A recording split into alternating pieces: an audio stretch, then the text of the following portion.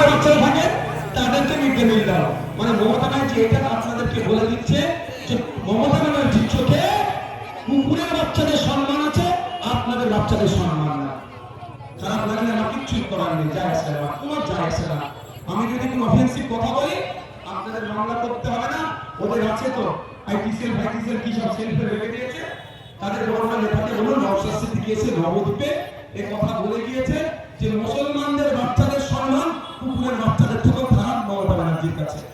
এত বড় কথা বলে গেলাম। এবার যদি আপনার আমার লজ্জা থাকে, আপনার আমার যদি লজ্জা থাকে, একটু ভেবে চিন্তে ভোটটা নেবেন। আর আমরা বলছি অবশ্যই প্রাণী সম্পদ দপ্তর আছে, কুকুরের বাচ্চারাও যাতে অভুক্ত না থাকে, কুকুর যাতে অসুস্থ না থাকে, তার জন্য 1.5 লক্ষ টাকা মাইনে একটা মন্ত্রী রেখেছি, সেটা তারা বুঝবে। আর গরিব মুসলমান হিন্দু যে হোক না কেন, তারা বাচ্চারা সার্টিফিকেট দিয়ে নেই পাই, তার ব্যবস্থা লাভনী দিরা করবে, সম্মানীরা দ্বারা করবে। এবার আপনারা কারণটা শক্ত করবেন, আপনাদের কাছে খারাপ লাগছে নাকি? খারাপ লাগে কিচ্ছু করার নেই, আমার কিচ্ছু আমার যায় আসে না। কেন বলুন তো, আমি রাজনীতি থেকে ইনকাম করতে আসেনি তো, পেটের জ্বালায় অর্থাৎ কামাতে রাজনীতিতে আসেনি, কাস্টম তেল লাগিয়ে চলতে আমার, ও আমার দ্বারা